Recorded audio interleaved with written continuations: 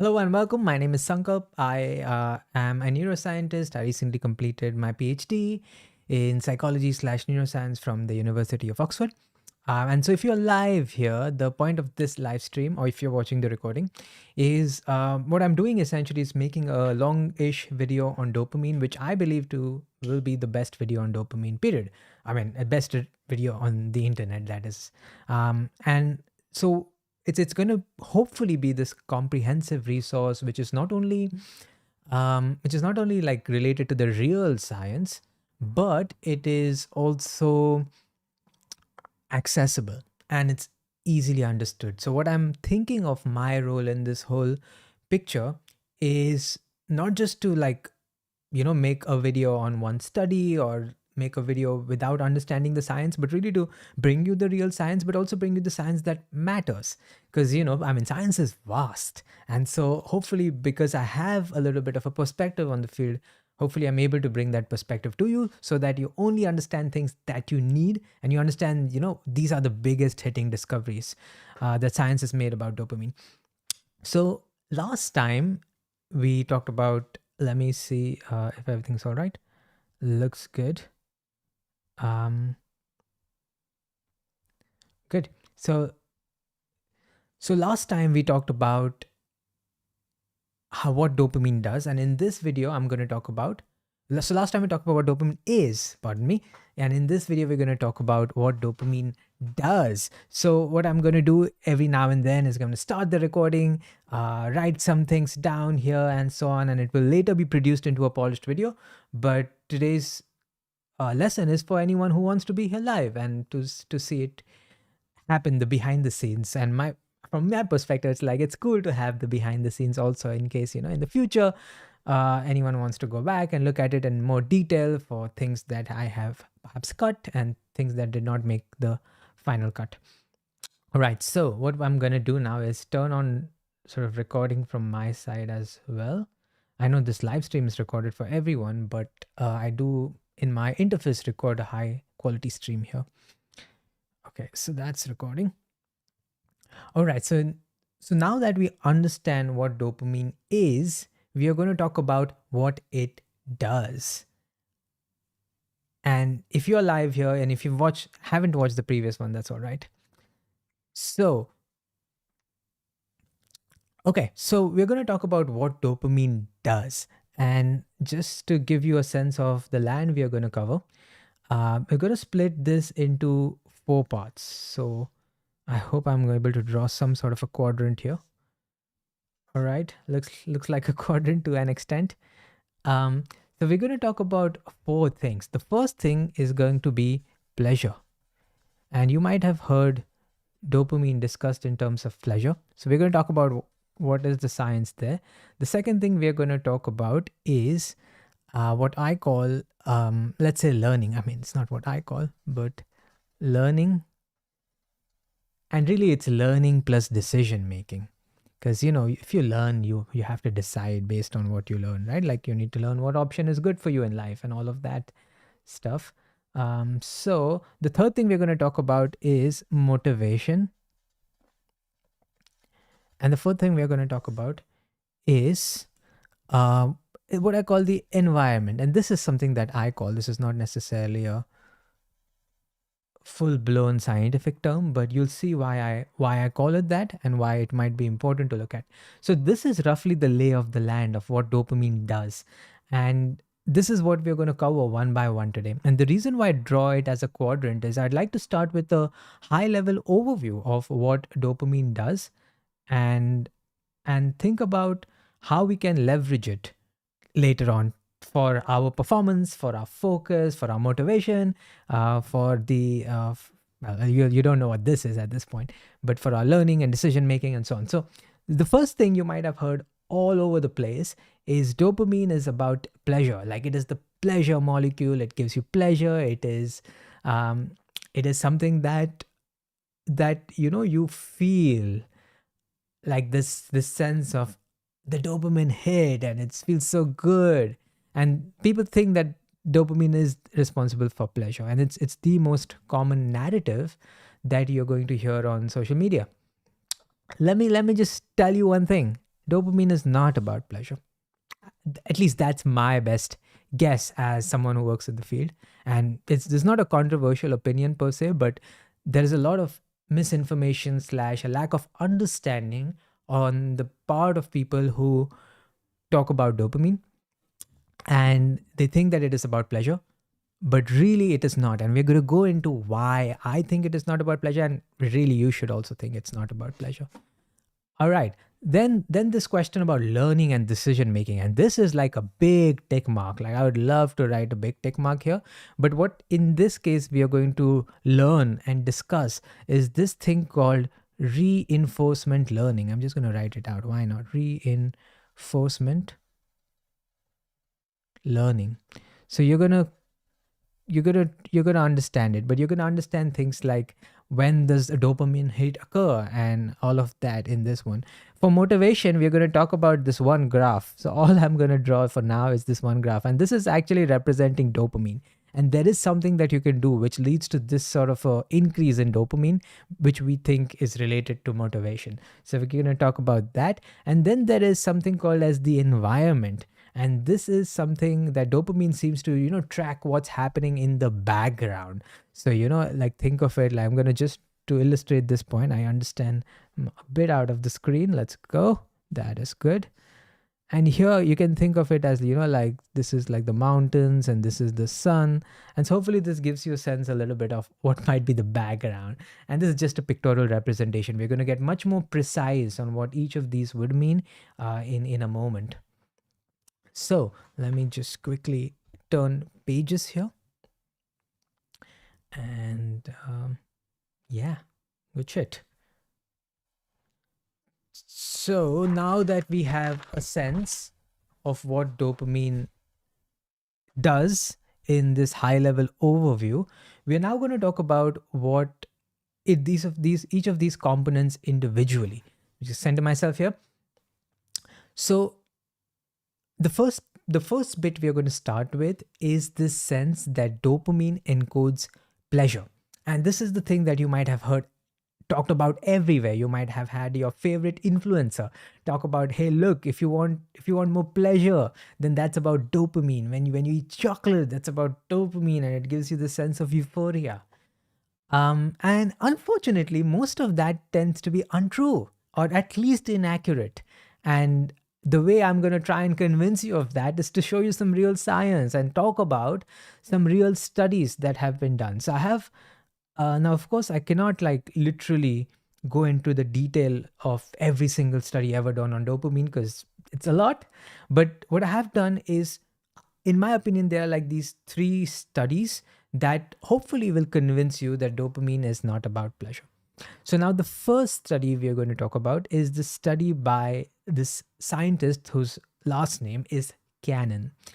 And it's published in this journal called the Journal of Neuroscience. Last episode, I talked a bit about how scientific studies are published in journals, and the prestige of the journal is some sort of a loose indicator of the quality of the study. And so the Journal of Neuroscience is a really good journal, a lot of workhorse journal of the Society of Neuroscience, or the Society for Neuroscience in the USA.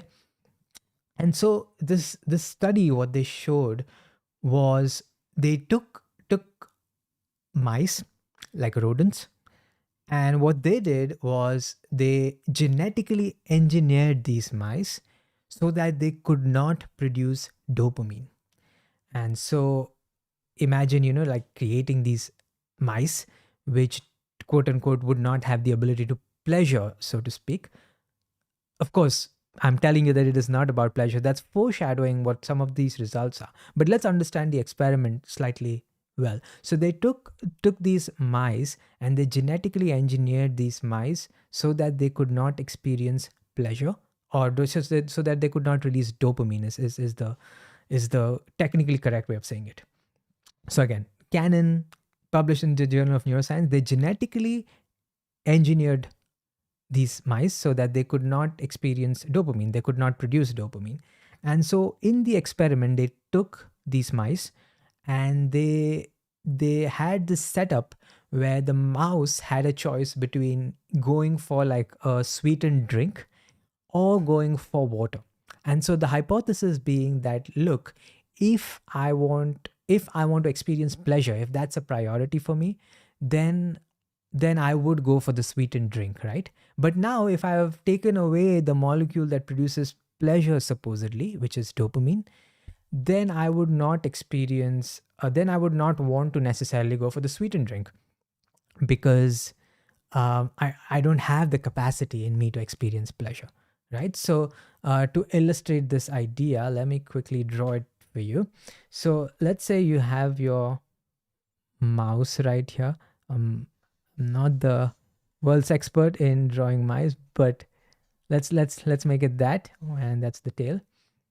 And so this mouse has a choice. Like it's called a licometer, by the way, like science wise. Let me get this in focus. Well, my hope is it focuses. Okay, let's maybe go out. Okay, there you go. And then there is the licometer. So what you have is a sweetened juice that's coming from this portal. So this is like sweetened drop. And then from this portal, what we find is there is water. So this is like sweetened. This is water. And what they find is that, if you want to experience pleasure, you would go for this one more than you would go for this one, if dopamine was indeed about pleasure. And remember, now these mice, they have like dopamine knocked out of them. So there's no dopamine here. Dopamine I will often indicate with this word DA, because that's like the standard way of saying it. So now, okay, now again, genetically, I would like you to, take a guess on this. So if you can produce a mouse which does not experience the production of dopamine, so they do not produce dopamine, now do you expect this mouse to go for the sweetened drink, or you just go for plain water? And if the sweetened drink was about pleasure, then you would hope that this mouse goes for pleasure. But now that you have knocked out dopamine and they cannot experience pleasure, the hope would be they go for water in a similar way that they go for the sweetened drink, right? Except not. When you see what these mice do, they do indeed go for the sweetened drink much more than they go for the water. And that should be our first clue there, which is dopamine is not about pleasure. Let me come here on the screen. So that should be our first clue, that the mice do not go for the pleasure, because even when they had the dopamine circuits knocked out of them, they still went for the sweetened drink. Now, some of you might be like, hey, look, I understand that dopamine is not, it may still be about pleasure, because maybe the mice are going for the sweetened drink not because of the pleasure, but because they are, because they want to just experience the calories that come from that sweetened drink. And sure, that would be correct. That would be a very nice sort of counter argument. But it's important to see that in this experiment, the scientists were careful enough that they ensured that the sweetened drink did not have calories. So it was like a sweetener. I think it was saccharin. And yet they found that the dopamine deprived mice still went in for the pleasurable, quote unquote, juice there, or pleasurable thing there. Yeah.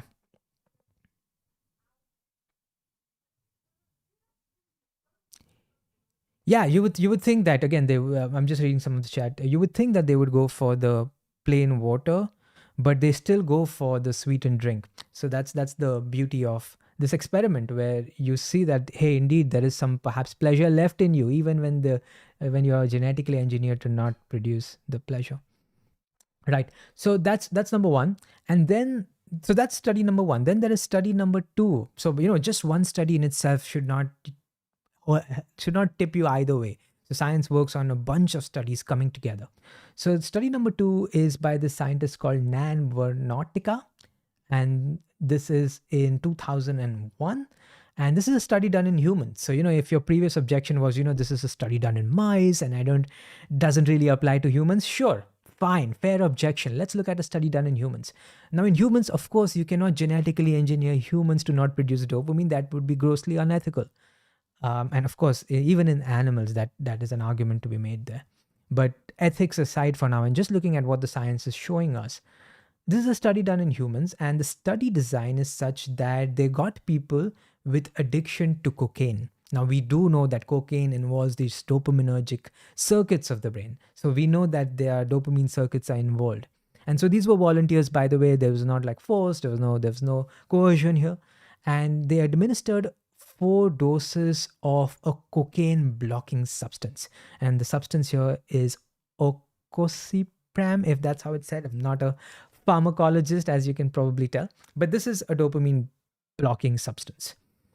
And they administered 4 doses of this ecosipram thingy. And so again, take a wild guess as what would happen. So if you administer this drug which blocks, if it blocks it's a did I say it's cocaine blocker? I think I should say it's dopamine blocking. So again, they administered 4 doses of this dopamine blocking substance. And what they found was that people sought the cocaine even after they were administered drugs which blocked dopamine in the brain. So again, another sort of evidence in favor of saying that, hey, look, dopamine is perhaps not just about pleasure, or not about pleasure at all, in fact. Because you can see that when you block dopamine by administering this drug, people still go for their addictive substances, again hinting at the fact that there is pleasure there even without dopamine. So again, questioning this whole idea that dopamine is indeed a pleasure molecule. I obviously don't think that is the case. And just to now, put the nail in the coffin of this pleasure argument, there is a review paper. And so if you don't know what reviews are, this is like scientists collecting all sorts of different studies that have happened and trying to make sense of it. So there's a review paper by John Salamini, who's like one of the biggest dopamine scientists in the world. And it's a paper about dopamine. And what he talks about is, not only does dopamine not involve itself in pleasure, but there is evidence to suggest that dopamine is involved in pain. So it's associated with the opposite of pleasure, which is pain. And now, so this is should be quite concerning if you are thinking that dopamine is a pleasure molecule, because not only is it not doing pleasure, it's actually encoding pain as well. And so there's like more than one studies that show that. And so hopefully these 3 studies give you a good sense of why dopamine is not about pleasure, and why I put like a cross on this in my chart earlier when I talked about pleasure. So if it is not about pleasure, then what is it about, right? That's the natural question here. And so there is the scientists called Weiss and Schwartz, who have shown that animals who have been deprived of dopamine do eventually stop. So, even if they were going for the sweetened water or the non-sweetened water or whatever, they do eventually stop sooner than animals that have not been deprived of dopamine. And that should give us some hint about what dopamine is doing, right? And so the next big hypothesis that comes when we talk about dopamine is this idea of learning and decision making. Like dopamine is something that is involved with learning and decision making and motivation. Like if you think about not stopping, that's like, perhaps there's some sort of pursuit going on. Perhaps there's some sort of a goal that this mouse is trying to reach at. And indeed, by extension, some sort of goals that we are starting to reach at. So that is this idea of dopamine as possibly involved not in pleasure, but in learning, in motivation, and in this sort of get-goingness that I feel. So we're going to go into much, much more detail about all of this. But let me just stop this segment to ensure everything is all right. Now I'm going to get some water. Hello, everybody. What's up? There's some viewers accumulating. I never expect anyone shows up for this live stream, but I love it because it makes it more interactive. So Alexandria says, literally sleeping in a treatment center for coke addiction at this moment. Also have a genetic disorder. Thank you for sharing some of what you're going through. I'm sorry to hear that. And hopefully what the details I talk about dopamine in this video might be helpful in getting an understanding of dopamine, and perhaps even clearing some of the misconceptions that are around in society these days about dopamine.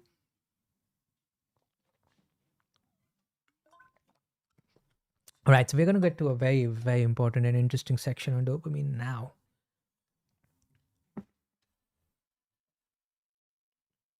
Okay, cool.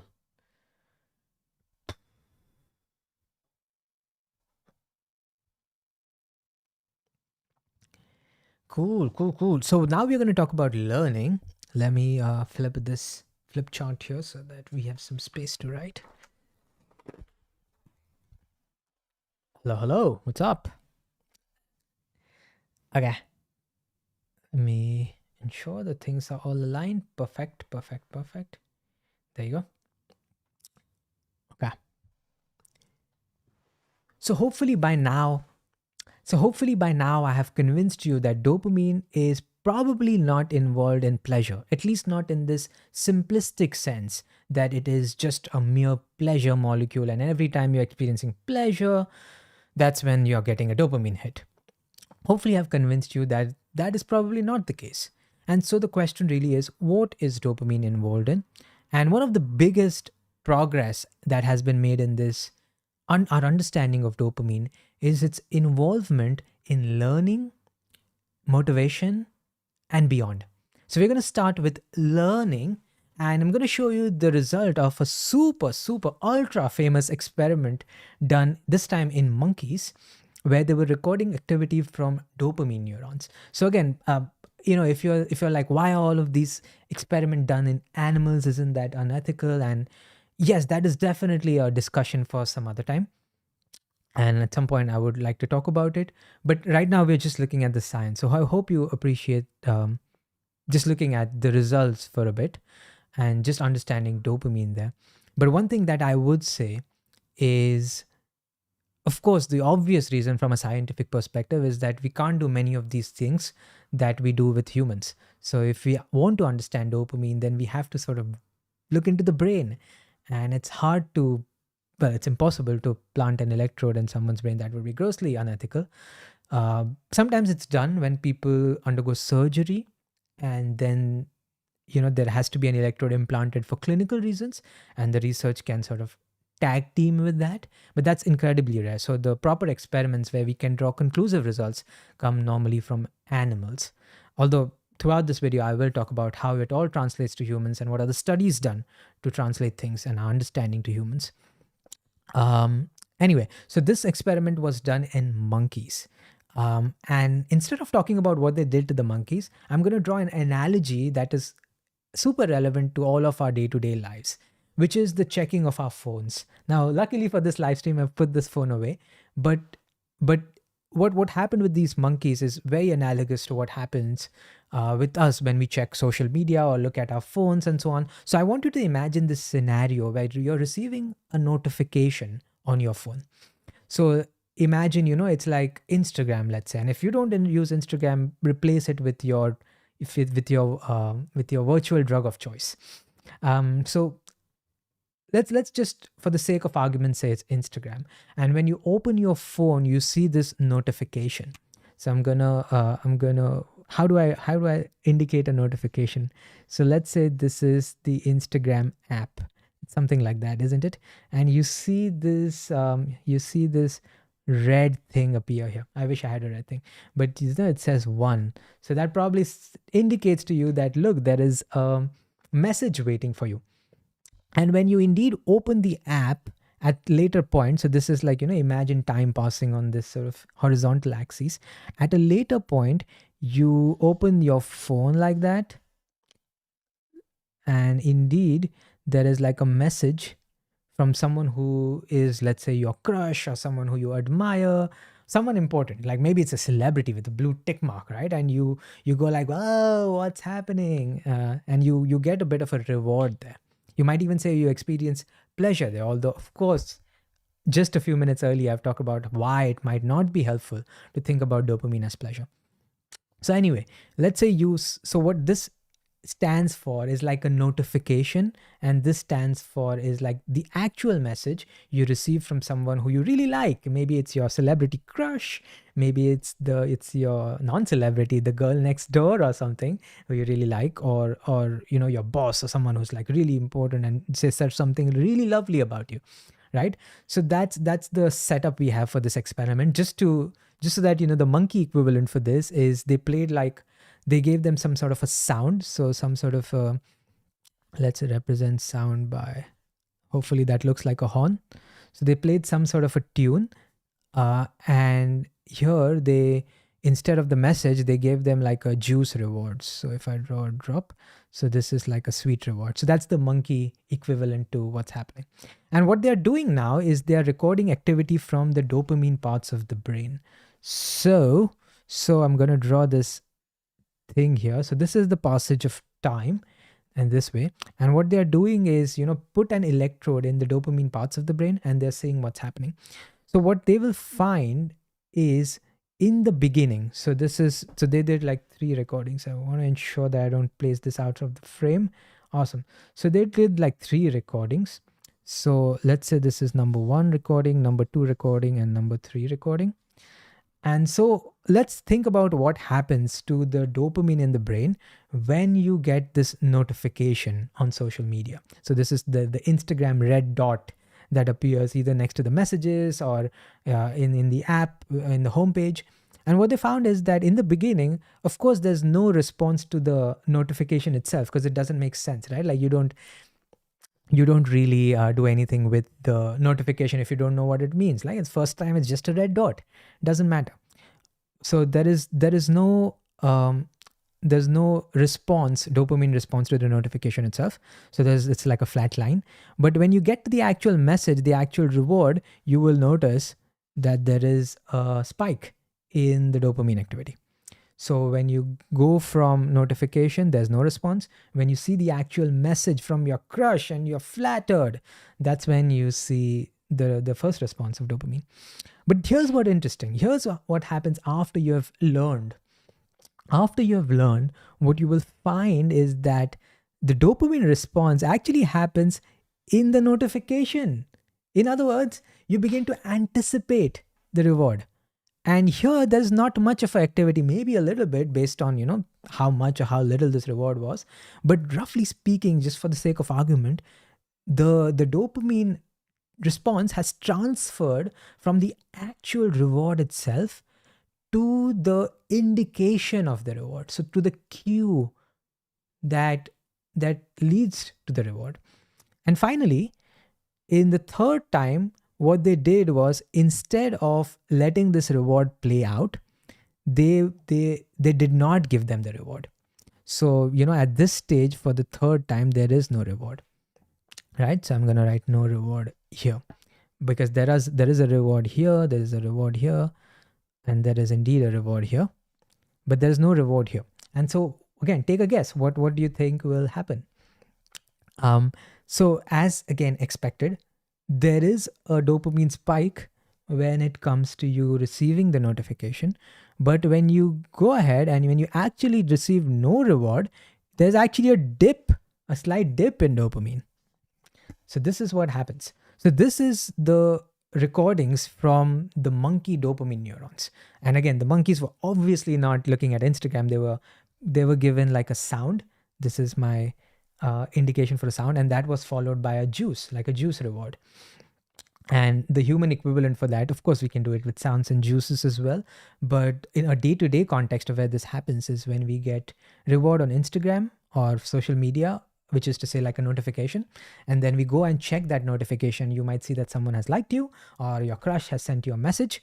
And this is the dopamine dynamics that we expect, which is no reward. And then there is a slight increase. Well, not slight increase, the spike of dopamine. Then the dopamine spike actually transfers to the cue predicting the reward.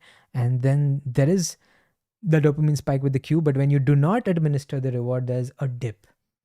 So this is the mystery now we are faced with. Like, these are the recordings and what is dopamine doing in this context. So again, if you're live, it's might be worth taking a wild guess at what is happening. And just taking your shot at the puzzle of what is exactly dopamine doing in this context. Like, it's clearly not representing a reward on its own, because if that were the case, you would just see spikes on this side of the spectrum. So what's happening here? All right. So what is happening is this. So what is happening is this. There is a thing called surprise. Like, when you expect something and it happens, then you're like, meh. And when you expect something, but you get something phenomenally better. So imagine going to a restaurant and you were expecting like, this is just an average restaurant and I don't know if it's good, but they serve you the most mind-blowing steak you could ever have, or they serve you like this beautifully palatable, melting in your mouth pudding. You're going to feel great, right? And that seems like that is the sort of thing that dopamine encodes. It's the surprise. It's the difference between what you expected and what you got. So with this lens, let's try and understand what dopamine is doing here. So in the beginning, there was no expectation. So there was therefore no spike here. But later on, you got the reward. And so therefore, there was a spike here, because now dopamine is learning, keyword there, that look, this is what I get reward for. And after a few trials where this learning has stabilized, after a few trials where this learning has stabilized, you will see that, okay, let me get this in frame. So after a few trials where the dopamine has stabilized, you will see that the dopamine spike happens when you expect a reward here. So this is encoding the expectation itself.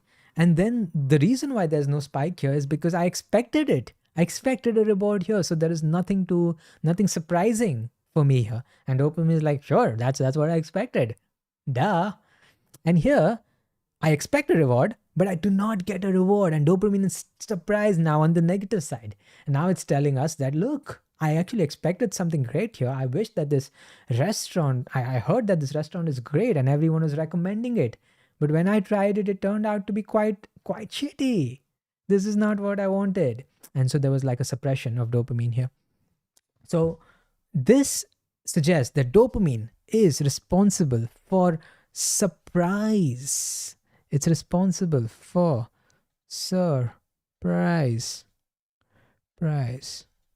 Ta-ta-da, ta-ta-da. And this is related to learning.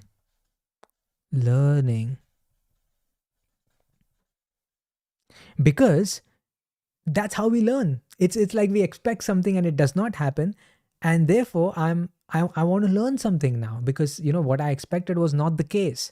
Like the reality was not in accordance with my expectation. And the way I need to course correct is by accounting for the surprise I experienced. Like, what was the surprise? In which direction was the surprise? How do I learn better? And so this in the literature is also known as reward prediction error. That's like the technical sort of lingo around it, reward prediction error. Instead of surprise, it's slightly more technical way of saying it, but it's roughly saying the same thing, which is this idea that, hey, look, I expected something, it did not happen. I expected something and it did happen, and my dopamine is going to track that, right? So this is the relationship of dopamine with learning. And this is, by the way, if this is of any interest to you, this is a very, very seminal study by Wolfram Schultz, Reed Montague, Peter Diane. Oh, whoa, I wrote things outside. So this is a very influential study by Wolfram Schultz, Reed Montague, Peter Diane. Absolutely phenomenal study. And we're not done yet. We're going to go one step deeper with this. So now what we can do is we think that dopamine is like there's a lot of promise in dopamine now. So because it seems like it's not just, a random molecule that's very simple, it's just encoding pleasure, but it seems to be doing something very complex when it comes to human learning and human decision making. And so really, dopamine is so beautiful because it seems like it's systematic. And when things are systematic like that, then that means we can write down precise rules and try to understand the precise rules under which dopamine works and under which dopamine operates. And so at this point, I'm going to scare you a bit, but hopefully you will not be scared. Well, first of all, the reason why you might be scared is because I'm going to write down a couple of equations. And the reason why I do not want you to be scared, I want you to stick with me, is because this is easy, first of all, and I'll explain everything very nicely. But you also are here, I think, because you want to know the real science. I think you're tired of just the influencer talk around dopamine and getting a bit misled, quite frankly, when, in terms of pleasure and things like that. So sticking through this, the reward for that for you, I think, will be an understanding of the true science of dopamine, not just the vague reporting, pop culture reporting around it. So stick with me, and I promise I'll explain it well, and make it as accessible as possible. So we just saw that dopamine encodes surprise, right? So what is one way to write it? One way to write it would be to say that what it is the difference between expectation and the reality. And so the expectation would be so let's say reality is R. Let's say I represent reality by R, and let's say I say expectation is C. That's it. As simple as that, right? So that is what dopamine seems to be doing. Except how much this difference matters is individual specific. So I'm going to scale this factor, like multiply this quantity by alpha, which is often called as the learning rate. Learning rate. Ah, boy, I don't know why I keep writing things outside. There you go. Learning rate. Learning rate. So this is what dopamine seems to be proportional to. And the way learning occurs, this we can write as a, trust me, stick with me with this. You're going to get something amazing out of this. So the way learning happens is you just take your current expectation. So let's say expectation current, and let's say expectation new. So my current expectation, and add that with the surprise that I get scaled by my individual learning rate, and that gets me the new expectation. And so that is exactly how we are learning right now as we speak about anything in this world. This is the algorithm that dopamine seems to be operating on. And look, if you are anyone like me, this should be like mind-blowing that dopamine is following this beautifully simple rule. And of course, it's never that simple. I'm going to complicate it a little bit now. But just the fact that we can describe dopamine with this one simple equation, that should be mind-blowing. It's not too dissimilar to, discovering the laws of physics, for example, like Newton's laws of physics. This is quite similar. And to be able to describe it in this way is quite phenomenal. Now, the only complication we need to add is generally, this is not written as expectation, and this is just notation for now. But, generally this is written as the value of a state is equal to the value of the previous state plus exactly that. So this is not reality exactly. This would be the reward minus, this is fine. I think we can put expectation here. So this is generally how you would find it written in textbooks. I thought I would also write this sort of a notation. You can often see like an arrow here instead of this, same thing. And so what this tells you is how you value certain options. So imagine if you have like different options in life. This tells you that how you decide which option is more valuable than others. Because what has happened is in your past, your dopamine has learned that this option gives me more reward and this option gives me less reward. And therefore, I'm more likely to choose this option because I think this option is more valuable. So hence the V vocabulary here rather than expectation, although they're roughly capturing the same thing. Okay, now the only thing that I would add to this is by making a very, very small tweak, we can also explain the transfer of dopamine to the cue. So, if you remember, there was a spike in dopamine when there was a reward.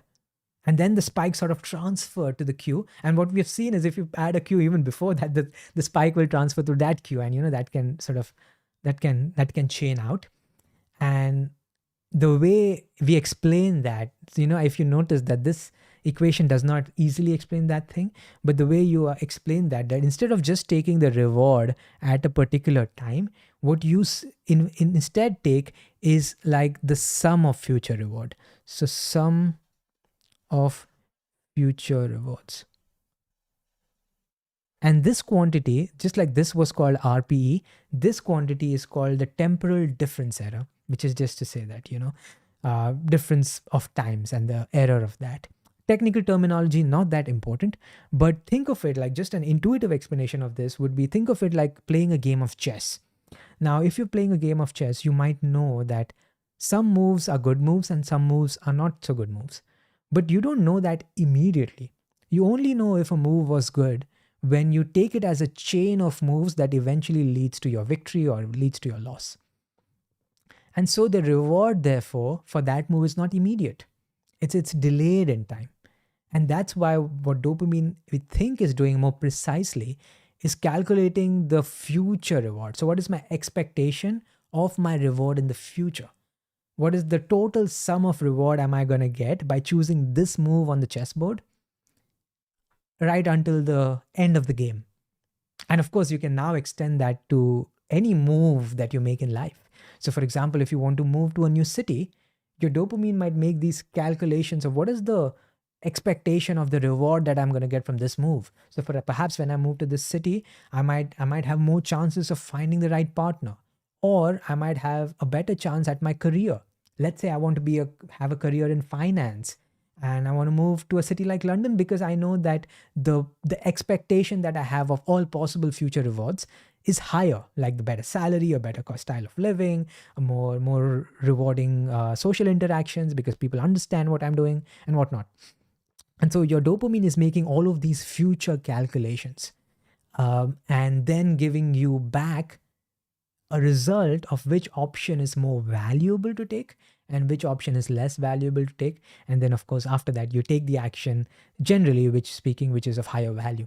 And I say generally speaking because there is some merit in exploration. So even if you might know that something might not be as rewarding, sometimes we just thrill seekers and sometimes we just like to explore. And there are some evolutionary reasons for that because in our environments, things keep changing, right? So things are not super deterministic.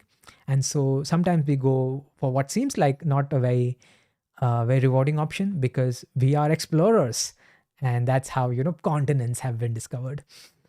So hopefully that gives you a sense of the crucial role that dopamine has in learning. Now, I just want to close this section by blowing your mind a little bit even more.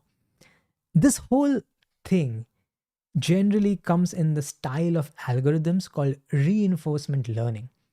And if you think that you might have heard this phrase, it's probably because you have heard of things like ChatGPT and you've heard of things like AlphaZero, perhaps the chess playing engine created by DeepMind, Google DeepMind, which which easily beats a human any day of the week. And the thing is, the way we train computers is actually exactly the same. It's exactly these equations, give or take. And of course, there might be like more parameters and whatnot, but this is roughly it. This is how a lot of your ChatGPT style models are fine-tuned.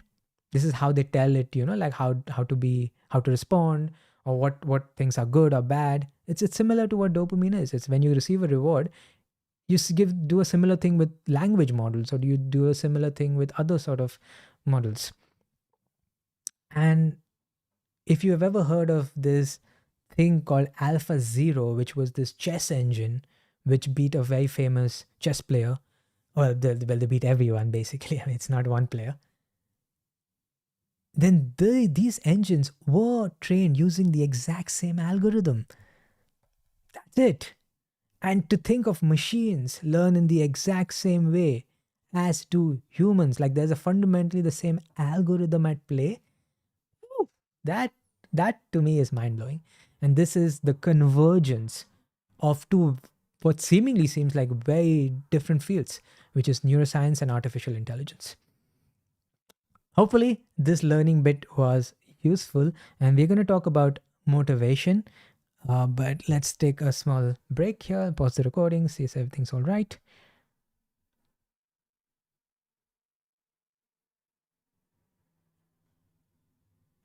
Yeah, it's not super intuitive, but I love the guessing going on here and applying all the your scientific brain to it. This is extremely important.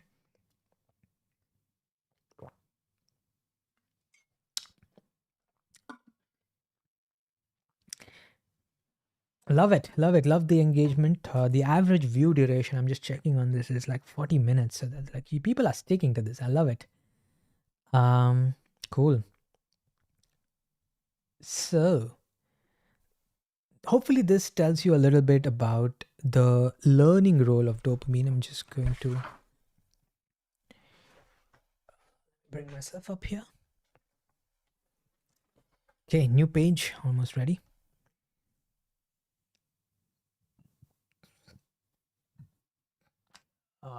It's always a bit of a pain to record a live stream because all of these burps and farts of yours are recorded. But it's what it is. Yeah, it's more human that way.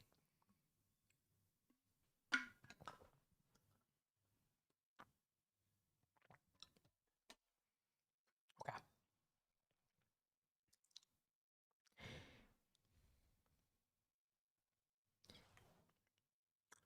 We are now going to talk about the third critical function that dopamine is often linked with, and that is the function of motivation. So if you have ever felt, that I'm gonna go get this thing, I'm gonna this is I'm like motivated to achieve this goal of mine, even if that goal is long term, even if that goal involves a lot of obstacles, chances are that dopamine is also tracking that. So how does it work, and what are some scientific studies that indeed show that? Oh, wow. Wow, wow, wow. We need to go back to talking about learning because I missed some important bits. I indeed missed some important bits. So let's go and talk about dopamine. Good. So we're going to talk about learning. It's still on the learning bit. There's some very cool things that we need to talk about. Okay. Let's go. Let's go. Let's go. Everything is good. Okay. So remember this equation here?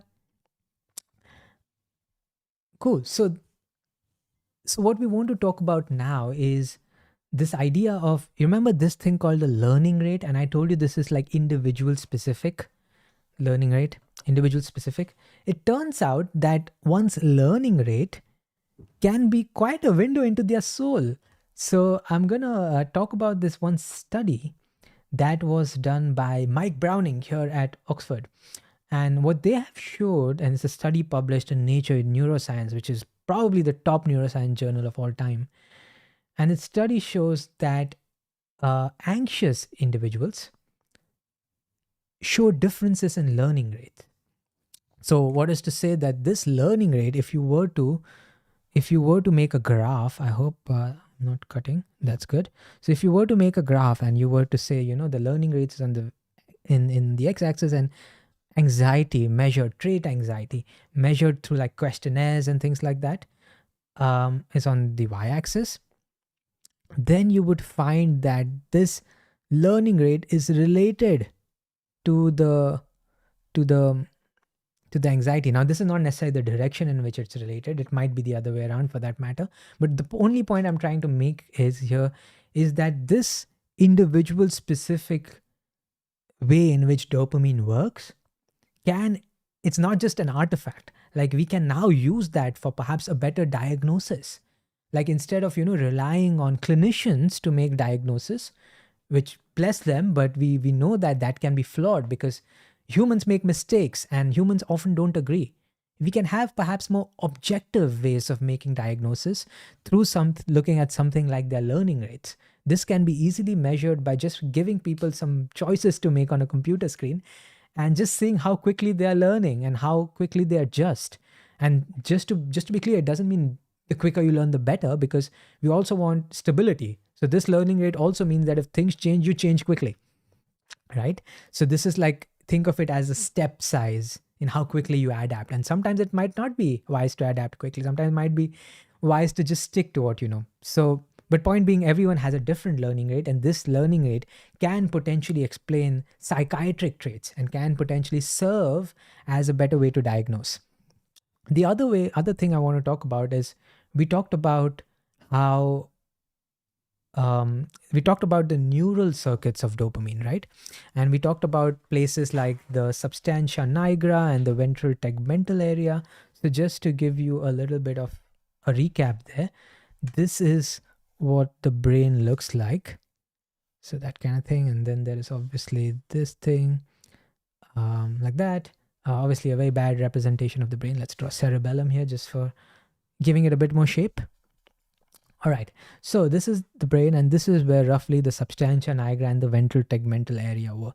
So we're just going to talk about where in the brain is all of this happening, right?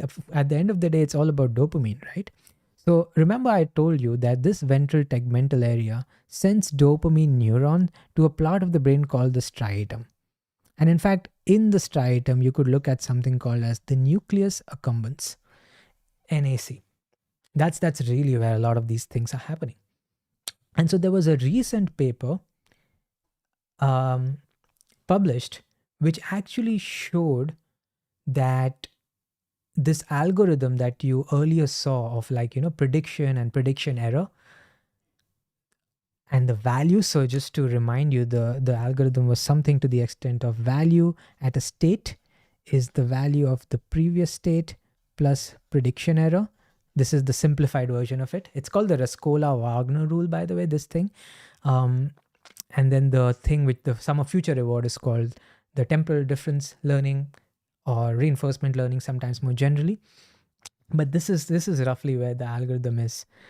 What they found is that the value itself is represented in here, in the striatum, in the nucleus accumbens. So this is where the value might be represented, and this is where the reward prediction error might be represented.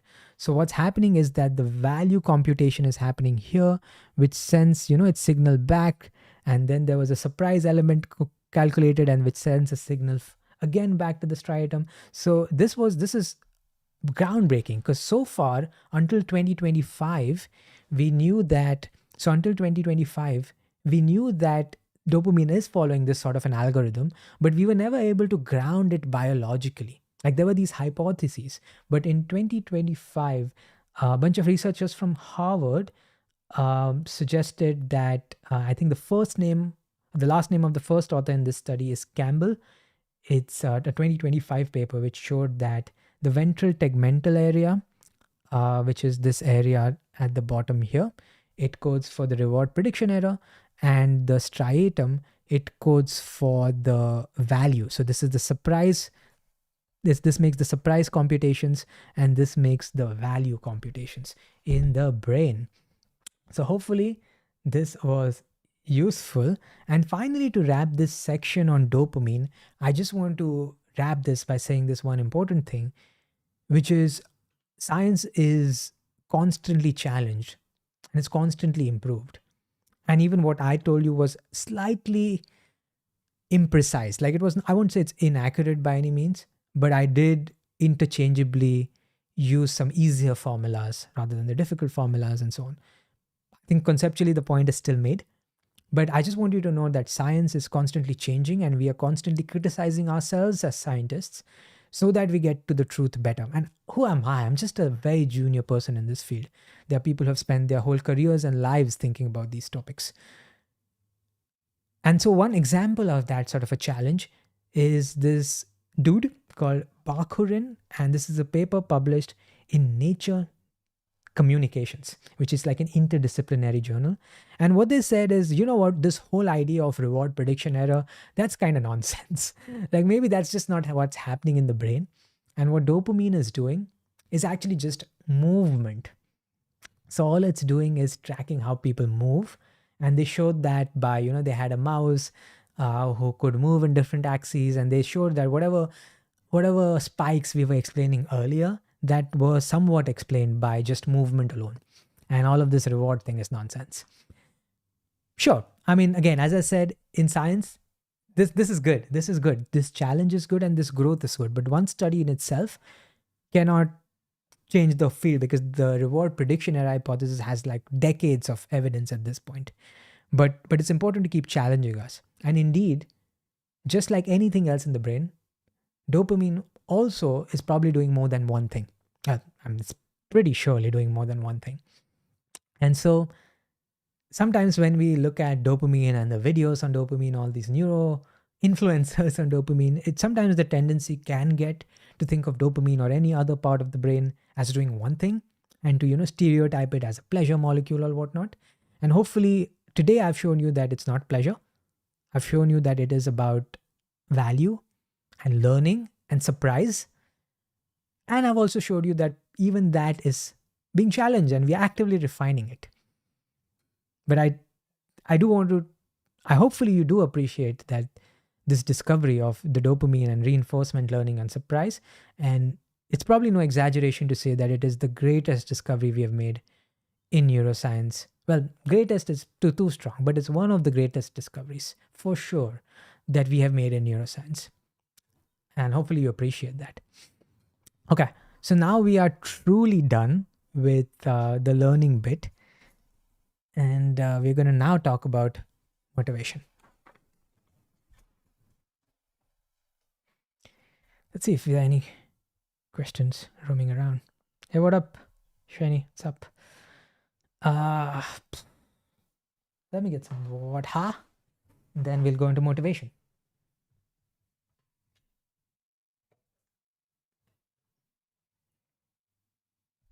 Whenever someone burps, I say better the attic than the basement. Humanities school will literally give computers a blueprint. Yes. It's actually interesting. I hope you can hear me. Let me just pour this water. One second.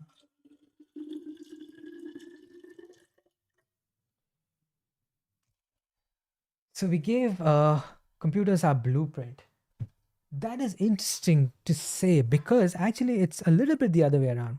Of course, now computers did not give us our blueprint, but it was discovered sooner, or the whole algorithms about learning and whatnot, they were discovered with computers and implemented in computers much sooner than they were implemented in dopamine. So in the beginning 1950s, I think there is a fair amount of literature on reinforcement learning in terms of computers, a little bit on humans, but it's only in 1990s, late 1990s, that the connection was made with the human brain. So in terms of chronological orders, computers got this first explicitly, and of course now we see that it was all present all around with humans. And the fact that nature implements a reinforcement learning algorithm still blows my mind.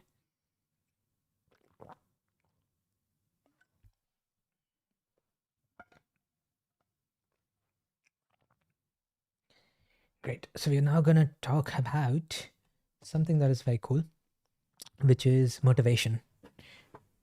Let me settle myself. So we have just two things to go for today, and then we shall wrap.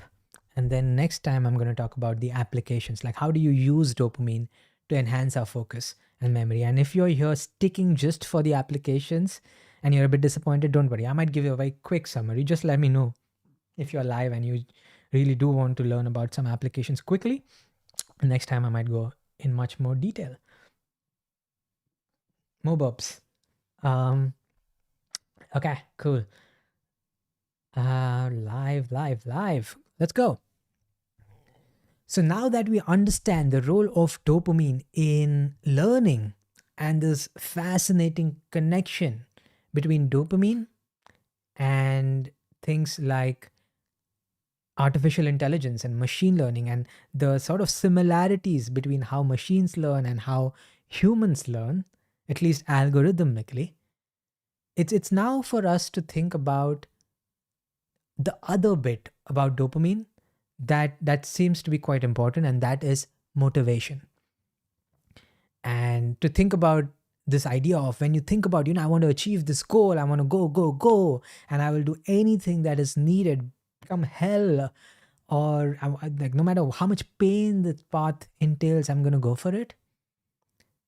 We think that dopamine is responsible for that, your long-term drive, your long-term motivation.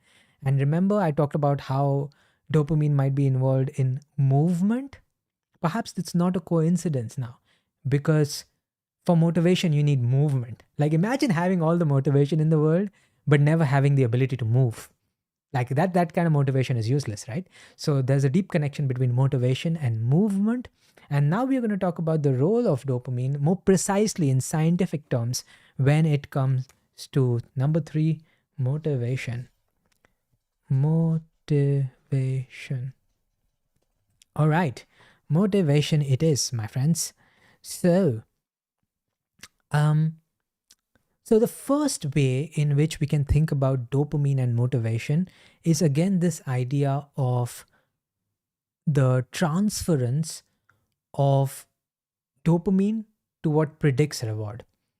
So we talked about earlier in the learning segment that how dopamine might represent this sort of sum of future reward, like my expectation of the future rewards that I'm going to get. Now that's easy, like, okay, motivation done, explained, right? Because that's what dopamine is doing. It's just accounting for the rewards that I'm going to get in the future. So that's one way of looking at dopamine and motivation.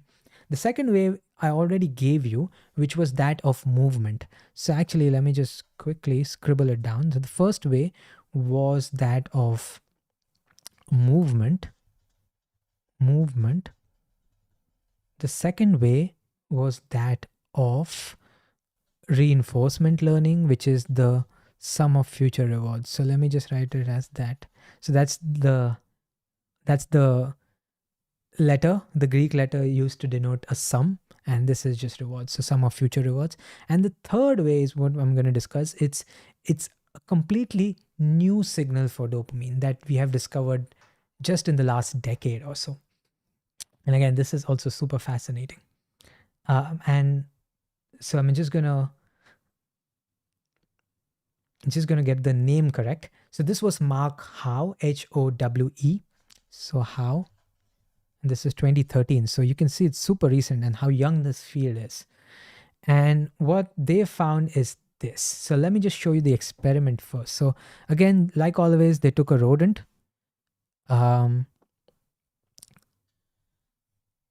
Boom. And something like that. So you can ignore this bit. And so there was a rodent, a mouse, boom, boom, who was placed at the start of this sort of T-shaped structure. So you imagine like having a camera from the top. So you're looking at this from the top. And so what this mouse can do is it can go straight, it can turn left, it can turn right. And one of the sides, it will find some juice, some reward. So let's say the juice is here. Some sweet, sweet, sweet reward. More juices, right? So over time, what will happen is this mouse will learn which side to go to. So it will go straight, then it might first go at left and see that, oh, nothing happens. Then it may go straight, then it again goes left, nothing happened. It went straight, went right, oh, got a reward. Next time went straight, went right, got a reward. So now we are looking at this mouse's brain activity from the dopaminergic regions as after this learning has sort of stabilized. And if you look at their dopamine activity, this is what they found. They saw that, let's say, if this is the point that the mouse is going to get a reward, they saw that the dopamine activity is just like going like that. So this is often in the literature called the dopamine ramp. It's like a ramp-like activity that goes in the dopaminergic parts of the brain. Now, this is fascinating from a motivation standpoint, because so far in reinforcement learning, yes, it is a bit of sum of future rewards, but often we need this sort of a long-term planning, and sometimes this might not fit easily in terms of a sequence. Now, to be clear, there have been studies done to unify these two things, so it's not as different as I'm making it sound to be. But in general, at least on the surface, this looks like a very different signal of dopamine than, the spiking things that we saw earlier. And this signal can also be thought of as motivation. This signal, this sort of, and I want to imagine you like, imagining some long-term goals. And as you move closer and closer to that long-term goal, your dopamine activity is going to ramp as you get closer to that goal. And this can be thought of as a signal for motivation. This can another thought of as this is how dopamine is helping you stay motivated for your long-term goals, which is the more progress you make towards the goal, the more closer you get towards your goal, the dopamine activity starts to ramp up.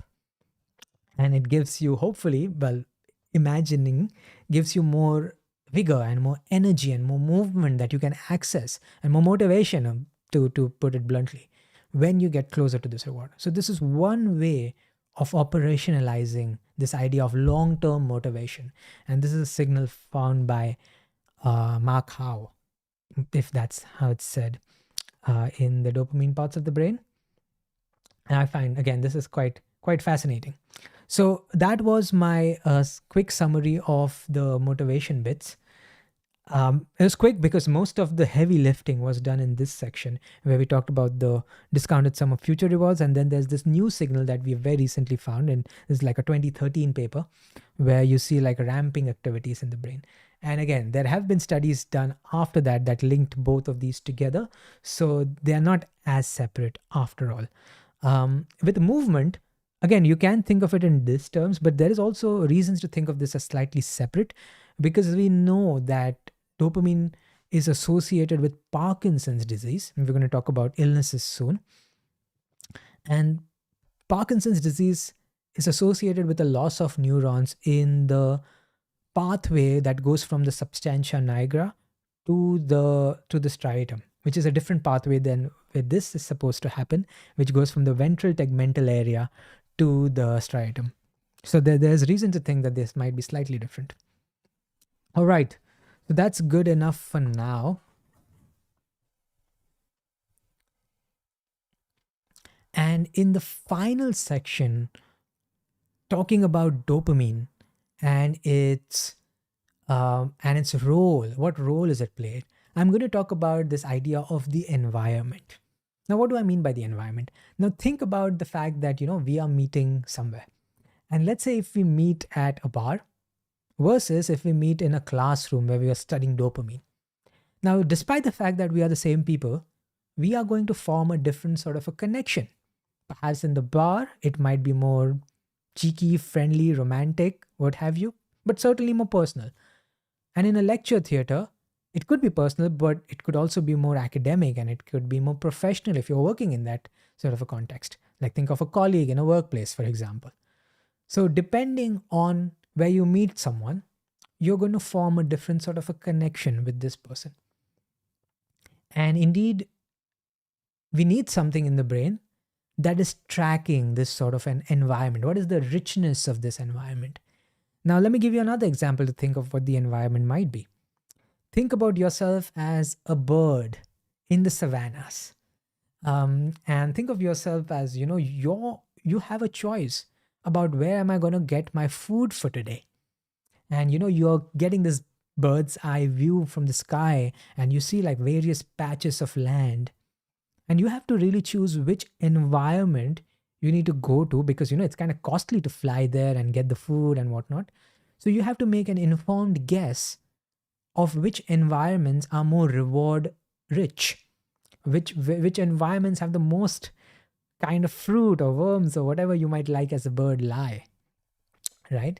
So what are these environments that I need to invest my time in? What are these environments where I might get the most payoff? And this is not too dissimilar to your choice of perhaps thinking about where to settle. Like if you have the choice of, you could live in different countries or cities or whatnot, then you will evaluate the environment itself. And for you to be able to make that evaluation, it is necessary for your brain to know which environments are more rewarding, which environments are rich, which environments are poor, which environments might give me a better chance for success. If you're a bird, which environments might give me better quality and quantity of worms, right? So that is the environment, and we need something in our brains to be able to track this. And so we think that dopamine might be tracking this. And you're like, whoa, like how many things is dopamine doing? And we can think of these as different things, sure. But there is a link there. And the link is fundamentally we are talking about rewards. like here in the case of the environment, what we're talking about is on average, what is the likelihood that I'm going to get a reward? Like, what is the rate of reward that I can expect? Similarly, when we're talking about learning and we're talking about Instagram and notifications and social media addiction and whatnot, we're still talking just about reward. In that case, the reward was more about affection or connection. And if you're lonely, you feel that reward. And in the case of the environment, it's more of a global, more of an average reward, but it's still reward nonetheless. So, so dopamine seems to be involved in tracking reward. I will answer that question. How can I start meditation in a bit? Thank you for the question. But let me just complete this whole idea of dopamine and the average environment first. So, the first finding I want to throw your way is, well, let's just first conceptually understand the role of dopamine. So, dopamine works in two different modes in the brain. So, the first mode is what we already saw. I showed you some examples of recordings, and that mode is called phasic dopamine. So, like phasic, and then there's the other mode called tonic. So, phasic, it looks like, like sharp spikes. So, this is what you might associate with dopamine hits, if you have ever heard the word hits. And then there is the tonic, which is, like more like the background hum, the refrigerator hum. So I might call it like hum, right? So this is more like the tonic. And we think that the tonic role of dopamine might be representing the environment or the context, if you will. So we saw about phasic as representing more of like learning, motivation, decision making, and whatnot. I'm just going to call learning for now. We think that the tonic one might be responsible for encoding the environment. That's an hypothesis, to be clear. And so the first set of evidence we have is from this scientist called Aberman, and this was a study done in the 1990s. So this was 1999, almost 2000s. And they showed that dopamine depletion led to a decrease in reward seeking when the rewards themselves were sparse. So that means that if you are in an environment where the rate of reward, it's not a very rewarding environment, the rate of reward is quite low, then if you now have a mouse with dopamine depletion, so if you knock out dopamine, this led to a decrease in reward seeking. So dopamine basically is trying to use the environment, is tracking the average rate of the environment, and if there is not enough reward, it might increase itself when the dopamine is present. But when you deplete dopamine, when you take the dopamine out of the equation, the animals just don't go as much for the reward. They are less motivated, is another way to say it. Right? So in reward poor environments, dopamine depletion leads to a bit of a withdrawal, which is to say, if you had dopamine present in normal context, when you notice that the environment is depleting, you might up your efforts, right? But if you're not motivated, or your dopamine is depleted, then you might be like, meh, whatever, let's not do this, right? So that's like the first finding. And so just to sort of generalize this, and again, just like we wrote an equation for the phasic bits, I'm not going to write the whole equation for the tonic bits, but there is an equation. And this equation does try to account for the fact that dopamine is indeed tracking the average rate of reward of your environment. So again, let's not get lost in too much technical knowledge. What might this average rate of reward might mean? So this might mean something like, how many friends am I possibly making in this environment? So, you can imagine if you go to a random village where there are not enough people, your chances of making a lot of friendships are low, because A, you might not fit in the context, and B, there's just not many of them. Or you imagine going to a village which is like absolutely hostile. They just don't want you here. I remember there's a tribe near the Andaman Islands near Indonesia, or it's part of India. where if you have people going to this tribe, this uncontacted tribe, they just like shoot arrows at you. So it's a particularly hostile environment. And we need some parts of the brain to track these environments. Otherwise, in that case, you might get killed. In other cases, you might not make enough friends. In other cases, you might risk loneliness. In other cases, you might risk not having a job. In other cases, you might not having a marriage. Like, there are parts of the world where women have a lot of options. And then there are parts of the world where there are literally marriage markets, where the women are literally in, like, on like, I mean, it just sounds very bad to even say, but like it's like a marketplace where you quote unquote just get this woman, like as almost as if it's a trade. Horrible, right? But that's what the power of the environment is. And so this power of dopamine to track the average rate of reward in an environment was formalized by this scientist called Neve, if I'm pronouncing that correctly. And this is a 2007 paper.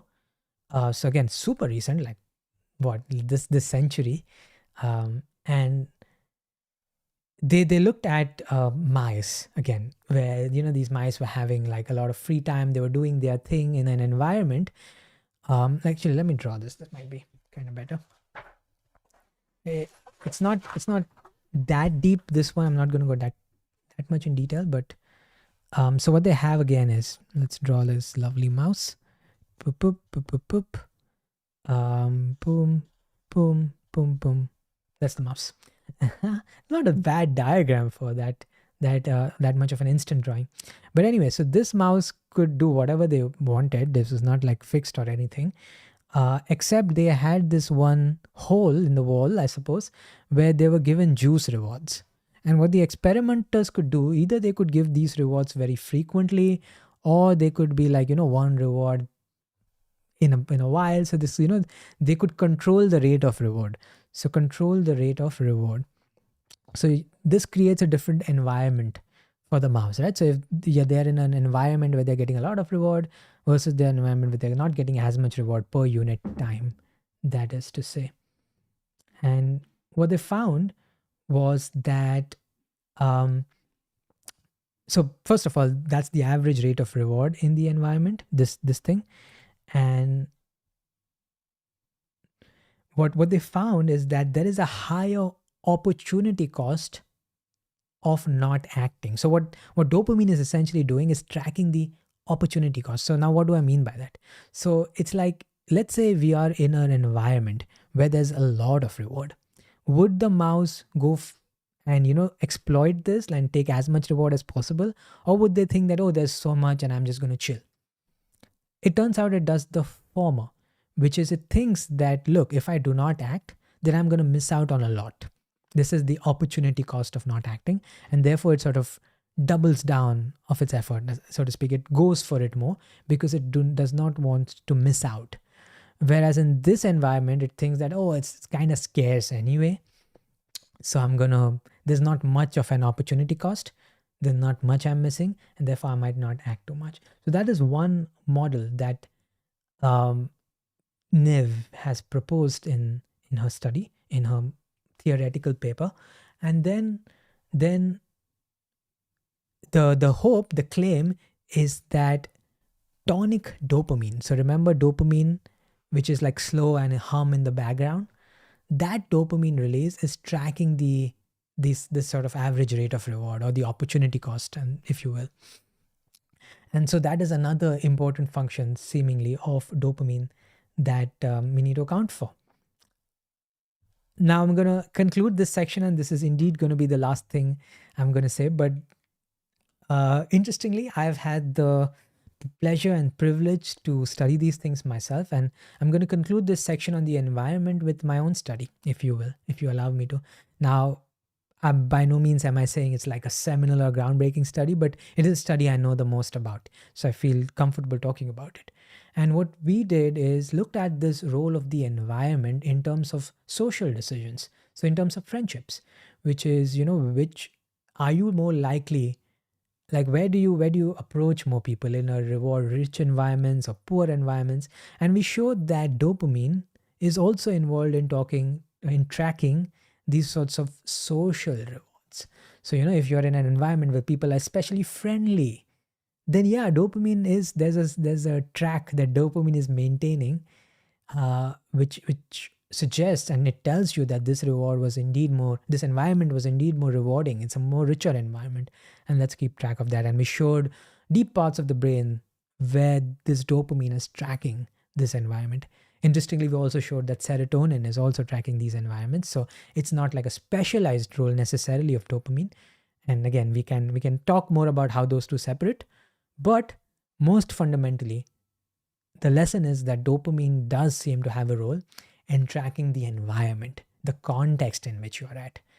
And therefore, context matters. And it matters for the brain. In fact, there's specialized circuitry in the brain, or not specialized perhaps, but there is circuitry in the brain that tracks that context. So I think I have been going on for a while now. So I'm going to stop the recording here for one. And I'm going to take some of the questions you have. Then we are going to wrap. And then next week, I'm going to come back and we're going to talk about the applications of dopamine. So where do you actually use all of this knowledge that we have been building over the last couple of weeks? And how do we apply to our day-to-day lives? Yes, I will definitely answer your questions. Yes, I was